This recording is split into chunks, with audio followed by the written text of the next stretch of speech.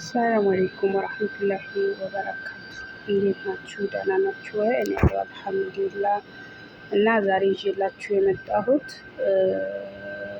ተደፍረው ወይም ደግሞ ወደው አድርገው እርግዝና ሲፈጠር ያን እርግዝና ማይፈልጉት ሴቶች ያኔ ተደፍረው ራሱ እርግዝና ተከስቶባቸው ምን ላድርግ ምን ልሁን ብለው ካላማቸው የሚወጡ ልጆች አሉና ያን ነገር ለመናገር ነው። እና ላይክ ሼር እና ሰብስክራይብ ማድረግ እንዳትረሱ። እና ያን ማለት ለምሳሌ አንድን ሴት ከተደፈረች ወይም ደግሞ ወዳ አድርጋ እርግዝናው ካልፈለገችው እንዴት ማስወገድ አለባት?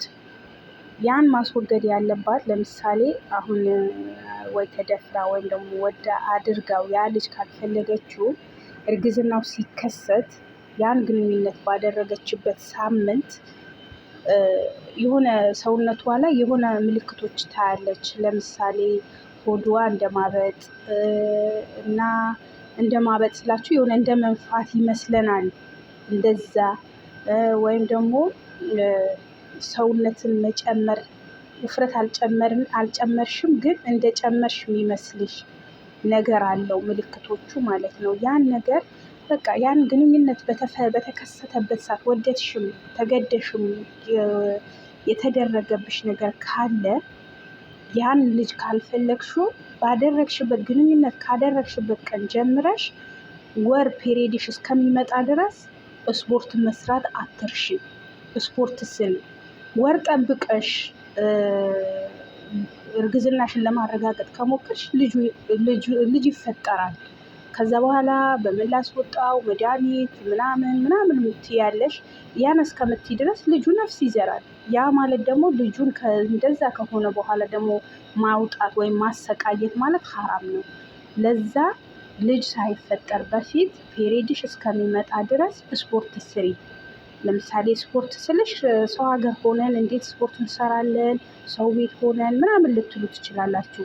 ትንሽዬ ሰዓት 10 ደቂቃ በየቀኑ 10 ደቂቃ ክፍልሽ ውስጥ ሆነሽ ለምሳሌ ከመኝታሽን ተነስተሽ ወደ ስራ ከምትገቢበት ሰዓት ቀደም ብለሽ ተነስተሽ ያን 10 ደቂቃ ስፖርት ስሪበት።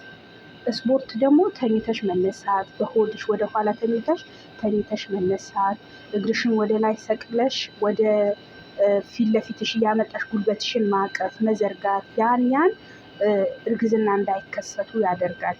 ያን ማለት ደግሞ ራስሽን ይጎዳሻል ወይም ደግሞ ራስ የሚጎዳ ስፖርት ነው ማለት አይደለም። ለዛ ጥንቃቄ እንድታደርጉ ነው።